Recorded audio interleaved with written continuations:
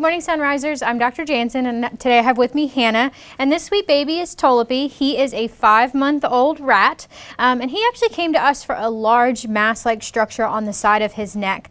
His mom's actually a vet tech herself, and they had gone in a couple days before. It was actually up underneath of his chin, and some infectious pus had come out of that area, and they drained it. And unfortunately, it still kind of returned, and it actually moved to a different area and got a little bit bigger. So she brought him into us, and we took a really good look at him.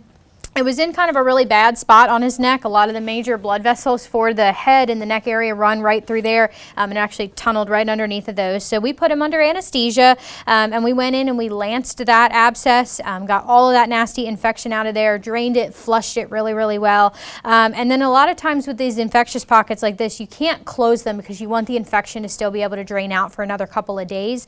So we put in a drain in him. And normally in our dog and cat patients, we have these really flimsy kind of floppy drains that work really well, but unfortunately in rats that would not have withstood his ability and his tiny little hands to be able to rip it up. So we got a little bit creative. We actually took some of the tubing from our IV fluid lines and sterilized that, and actually put that through the hole in his neck and sutured that in place, and that stayed in for about 3 or 4 days. He did fantastic with it. He did try to mess with it just a little bit, but it was nice and sturdy in there.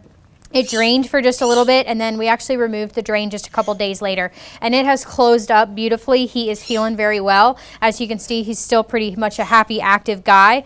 We have to be careful in these exotics. You know, we weren't exactly sure where this infection had come from on him.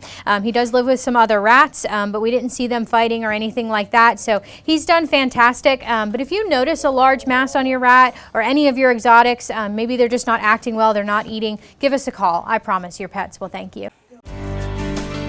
WCBI Animal Health with Dr. Emerson was brought to you by Emerson Animal Hospital in West Point.